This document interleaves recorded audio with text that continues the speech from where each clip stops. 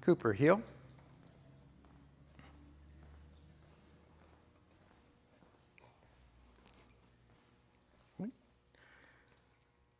Sit. No, sit. Good boy. All right, well, here we are back again at Animal Training Development Center. Today we have Cooper with us, and Cooper is here for day 9 of his 10-day board and train program. And we've been working really pretty hard at getting his foundation laid for all these different obedience commands that I'm about to show you. Overall, he's a really pleasure to hang out with. He's got a really fun-loving spirit. He gets along with other dogs really well. Some other people, not so much. So he's going to be a good watchdog for you, and I'm sure I'm not telling you anything you didn't already know, but he definitely is wary of people that he's not familiar with, and definitely would protect you if needed. So that's kind of a nice feeling to have at times, and at the same time, he's pretty good in general, just kind of getting along. Just has that little bit of protective side that you will see from time to time. We've taught him this heel command, heel. Now, heel is a position in relationship to your body.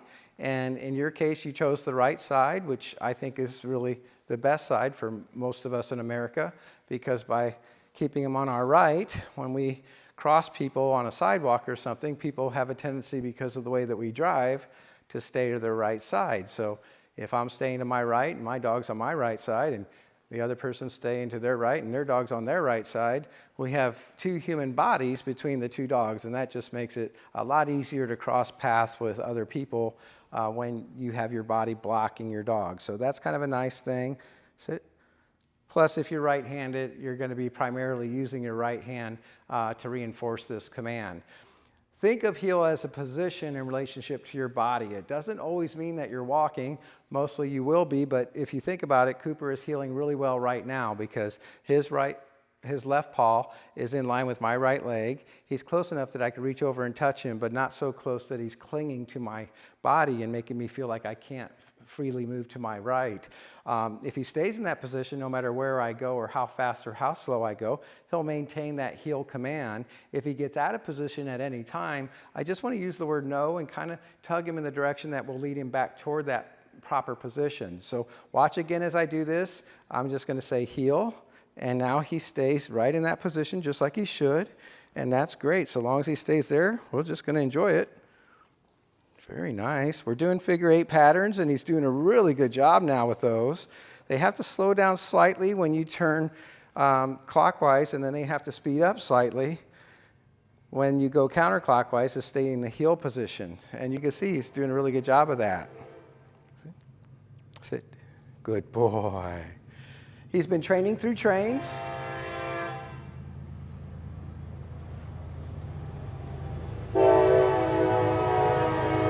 Good boy. Good boy. Heel.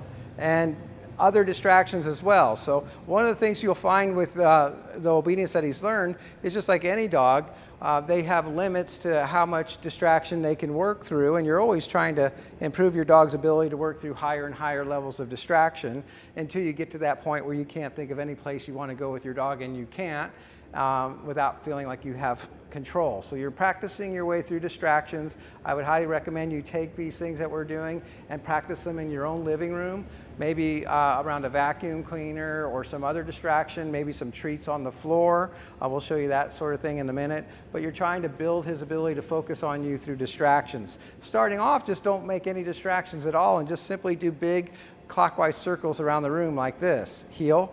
So a big clockwise circle like this is the easiest thing for him to try to do for you, at least in the beginning. So these circles are easier than counterclockwise circles because I'm actually turning into Cooper, and he's able to see me turning into him, and even to look at anything else outside of me, he has to look in my direction. If I turn my circle the other way, it's the same command, and ultimately he should do as well, going this direction too, and right now he's doing pretty well, but what if there were people sitting there with dogs and everything? This would definitely be a little bit more challenging circle because of the distraction level being higher, again, without my body between him and the major distractions. So just food for thought there. Sit.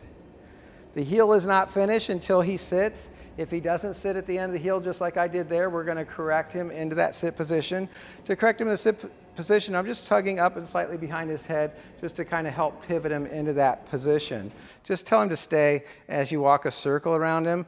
He should be able to keep sitting even as you're walking circles inside the house where it's safe. You can even drop the leash and stuff like that. I wouldn't recommend outside because if he does get up, no, sit, he can get away in a hurry. But starting to get him used to this idea that sit means sit even as things begin to happen around you. And again, the idea here is just building his ability to do these commands that he's learned as distractions go higher and higher. We taught him to lay down. So Cooper, lay down. This one's real easy. If he doesn't do it, all you got to do is take your foot and just gently step toward the ground, just like that, and say lay down. So I'll show you that one again if he makes a mistake. This one is just like sitting. He should keep doing it if I tell him to stay. As I walk this circle around him, if he gets up, I'm just going to say no, lay down, just like that. Let's try that again. No, and just stepping, lay down.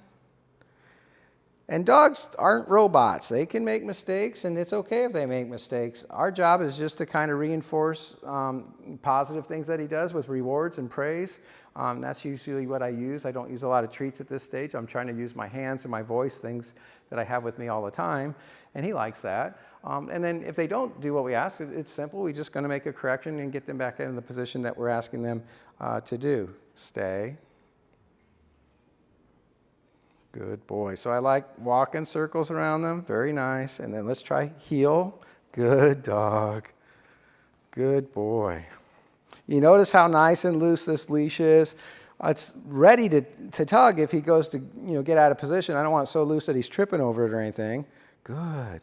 But I don't want it tight either. We don't want to hold him in position. We want him just to stay in position because he knows he's supposed to.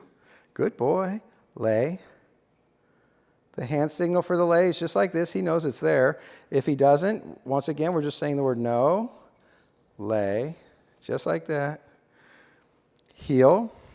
Good. Let's try that figure 8 pattern again. Very good. And sit. Good. Lay. No. Lay. Struggling just a little bit with that one for right now, but he did really well with it earlier, and you're going to have that. He's learned a lot in 10 days, and so he's going to make a lot of simple mistakes, but as long as you can correct him quickly and he gets back into position, it's just a matter of developing that relationship over time and practice. I highly recommend that, now that you've invested the money to get him trained, that you take part in some daily practices with him. And that should be not only you, but anybody that really wants to have some control over him needs to participate in some of this homework. So I would recommend 20 minutes a day, each and every day, at least for another 10 days. So, we've had him for 10 days. Let's, keep the momentum going. So when you get him home for the next 10 days, I'd like for you to practice these very things each and every day for 20 minutes a day. It'll go really fast. It's kind of fun. Most of this you can do inside your own house and try to build your distraction levels. So he's doing really good with that heel command now. Let me show you how we can add some distractions to that. Heel. So I'm just going to get a few treats out here. So now as I throw these, he needs to hold. Good boy. A couple more out there. Good boy. And now we're going to go ahead and give that command to heel. When he's in the heel command, he's not allowed to grab things off the floor. So watch as we show him that. Heel. No, heel. No, heel. Good. And don't feel bad for him. He'll get these treats in the end, but he's not going to get them by trying to take them. No, heel. During the heel command, he has to learn that in the heel command that you can't have the treats. You got to stay focused on your leader and really pay attention. This is an important command. Good boy. Sit. Nice. Now watch. Okay. Good boy. Okay, you can have it. Good boy. There you go. So he gets to clean up when it's all said and done. It's just that he has to do it right before he can have them. And that shows him relevance, and it's like why we work for our paycheck, right? So we work all day so we can get that paycheck and take care of our needs. And so he's learning that strategy as well through this technique. The come command, wow, I'll tell you guys, I've worked with a lot of dogs this year, but his come command is probably better than any dog I've worked with this year. Wait till you see. I'll put the video in here of his come command.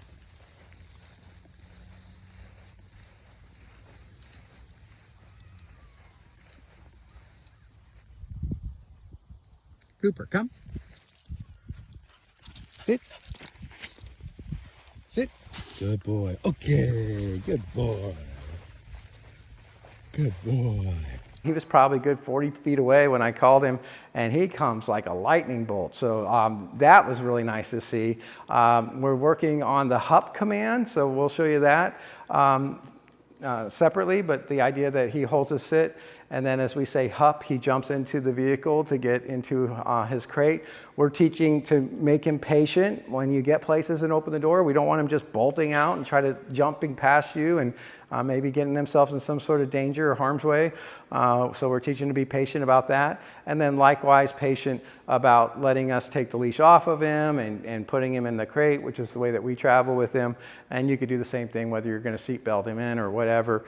So that's all going very well. So again, guys, I really enjoyed him. I think that he's got a high dominant with an underscore outgoing dogality type. So that high dominant side that he has makes him be a good natural leader and a good natural protector. The outgoing side makes him curious and makes him kind of fun to take around. He loves walks. If you enjoy walking, this is where, now that he's had some training and everything, and if you keep using the prong collar, I would say you can even start to get that retractable out and start to enjoy some walks with him. He's done a really good job with the long line that's kind of like your retractable, and so I would say that he's going to do really well with that too. So I want you to watch this video and practice some of the stuff on it, and then I want you to call to schedule that private lesson. So with everybody's board and train package, they do get a private lesson.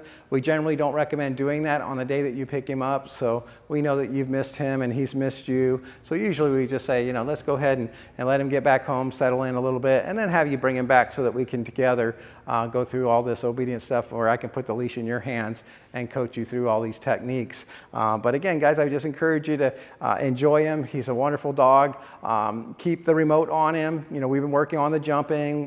We haven't really had an issue too much with him counter surfing or stealing, but the jumping thing has gotten a lot better. Not to say that he won't try it again. He probably will, in fact, but it won't take much longer before he's going to give up on that altogether. We've been teaching him instead of jumping to come up and sit to get the same attention that he used to get for jumping. And then I know you allow him on furniture, so we would say hup to tell him that he can get up on the furniture. And then if you want him to be on your lap or something, that's fine. But I think we're just going to create that little barrier when he approaches people, that he doesn't assume that it's okay just to jump up on people. And we've been working pretty hard at keeping him from doing that. So I guess that's all I can think of for right now. Again, I look forward to seeing you guys tomorrow afternoon when you come pick him up, and hopefully I get this video out to you so you can even see it before you come. If not, again, take a look at it, try some of these things at home, and then let's schedule that lesson to where you can come back out together and we can take him through all that stuff as well. So thanks for watching, and again, thanks for your trust and faith in us, and we like to wish you happy training. Okay, good boy. Hey, Cooper, you ready for your big day? That's right. Your mom's coming back for you today. It's day 10 of our 10-day board and train program. That's right, I can see why you're a little anxious, but we're still trying to work on anxiety. You can see he's laying down, trying to be calm because he's realizing now that calmness gets him what he wants instead of anxiety. So without further ado, I'm going to get him set up and we're going to take a walk. He's being very good. Good boy. So today we're using the gear that you brought him on, well, for the most part. So we've got his retractable line, which I think is great for him. But as with any tool, it just takes a little practice getting good using it in a way that just keeps things well balanced and keeps him from racing out and pulling you and all that good stuff. So what we're trying to do is just condition him, as always, to what we call the unspoken command, and that is never get to the end of the line at any time for any reason. And when you have a retractable like this, it's kind of harder to know when the end of the line is coming. But at the same time, you do have this little thumb stop here that you can, at any time that you decide that he's mentally checking out and heading out in the wrong direction perhaps, you can get him moving the right way. So here he's really on a sniff. All I gotta do is lock that, give that little quick tug, and now he's out of that, and here we go again. Ah, beautiful dog. Hi.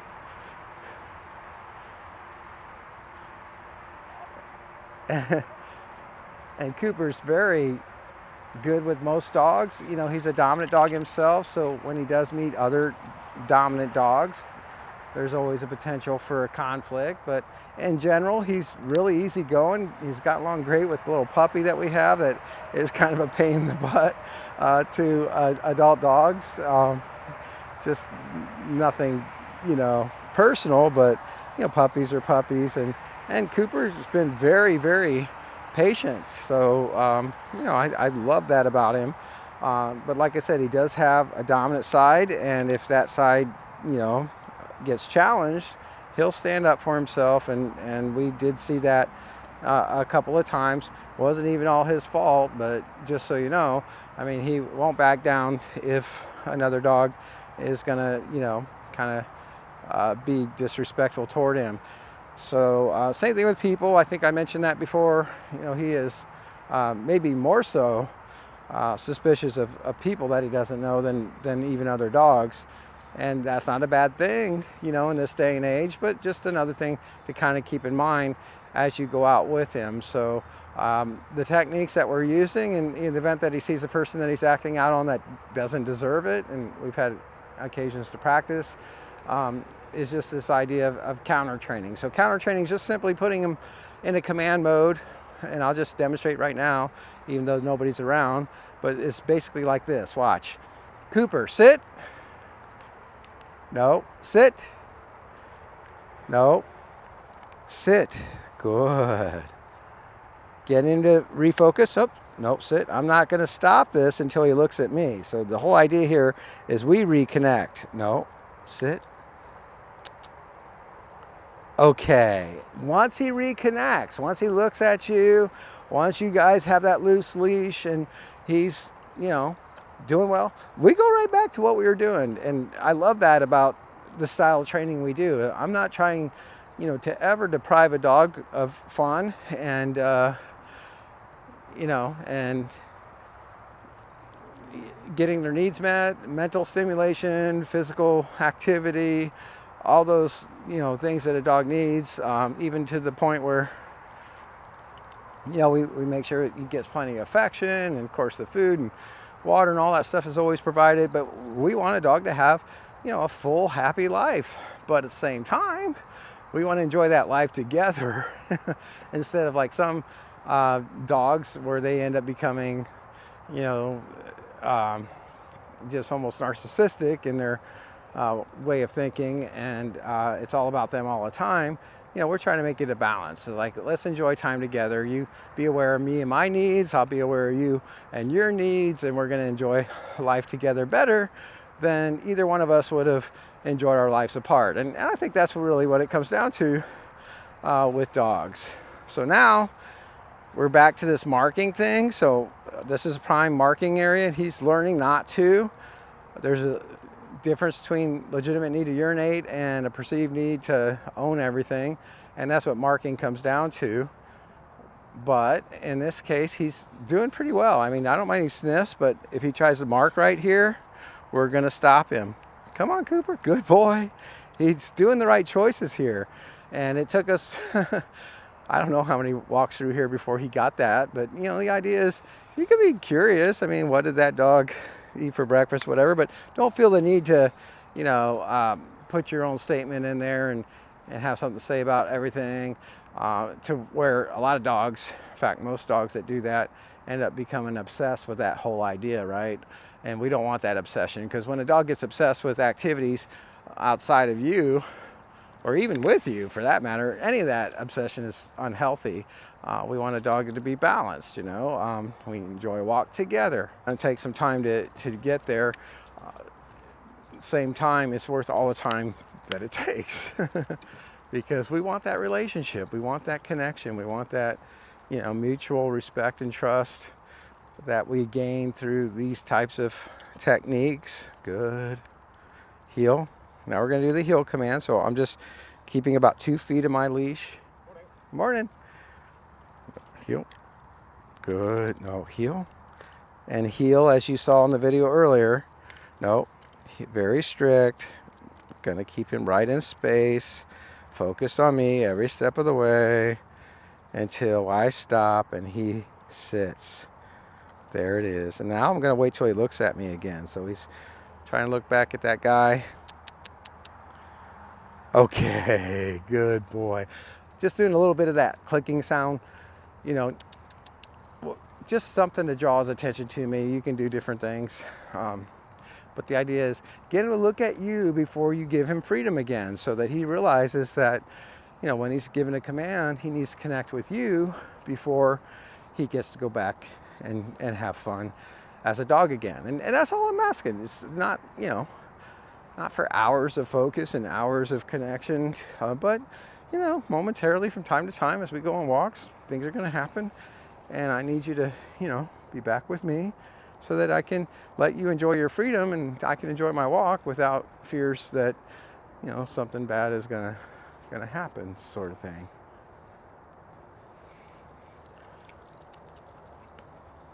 Cooper, come. Good. Sit. Wait till he looks. Okay, just even for a second. And then we can build on that second into more seconds if you want. It's up to you.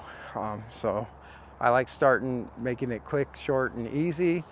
And over the course of time, you know, we start to build that maybe up to, I don't know, 20, 30 seconds. That's all. You can get 20, 30 seconds out of a dog in the midst of a lot of a distraction that they're encountering, then, you know, that's all it takes to get them from point A to point B in the event that they're after something they shouldn't be or otherwise getting into trouble and mischief. Good boy. But overall, doing a really nice job. Not yanking away, trying to race away, any of that stuff. Enjoying his walk. I'm enjoying mine. We're not obsessed with marking. We're not obsessed with getting off the trail and going to see whatever he smelled there. Yeah, just kind of moving around, going around, having a good time. Good boy, Cooper. One more time with this. Come. Cooper, come. Good. Sit. Now we're getting the spirit of it even. Good boy. Now wait till he looks. Okay. Good boy. Good boy.